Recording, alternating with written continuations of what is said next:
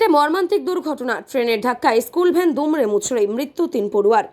শুক্রবার সকালে মুর্শিদাবাদের বহরমপুর থানার কর্ণসুবর্ণ এলাকার একটি অরক্ষিত লেভেল ক্রসিংয়ে ঘটে গেল মর্মান্তিক দুর্ঘটনা। স্কুলে যাওয়ার পথে এই ট্রেনের ধাক্কায় একটি স্কুল ভ্যান দুমড়ে মুচড়ে যায়। প্রাথমিকভাবে জানা গিয়েছে ঘটনাস্থলে 3 পড়ুয়ার মৃত্যু হয়েছে। গুরুতর আহত হয়েছে আরও বেশ কয়েকজন শিশু।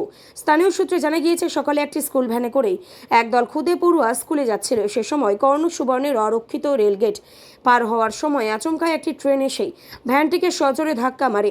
ধাক্কার তীব্রতায় ভ্যানটি সম্পূর্ণ দুমড়ে মুচড়ে যায়। দুর্ঘটনার পর স্থানীয় বাসিন্দারা দ্রুত উদ্ধার কাজে নামেন। আহত শিশুদের উদ্ধার করে মুর্শিদাবাদ মেডিকেল কলেজ ও হাসপাতালে ভর্তি করা হয়েছে। হাসপাতাল সূত্রে খবর, আহতদের মধ্যে কয়েকজনের অবস্থা আশঙ্কাজনক, ফলে মৃতের সংখ্যা আরও বাড়তে পারে বলেও আশঙ্কা করা হচ্ছে। ঘটনার জেরে এলাকায় শোকের ছায়া নেমে এসেছে।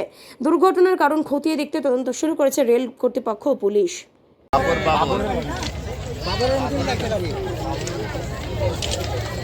মানুষগুলা সত্যি মানুষ লয়, মুসলমান সবাই তো জানে যে আমাদের একটা তা শুয়োরের মানুষ না, মানুষের জাত তো দহাতে থাকতে বড় ক্যামেরাটা আগে বাংলা সব বারণ করছে।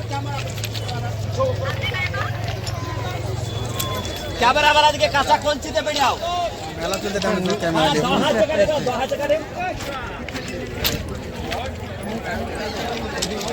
গোপালের মেয়ের বিরাট ভাগ্য। হ্যাঁ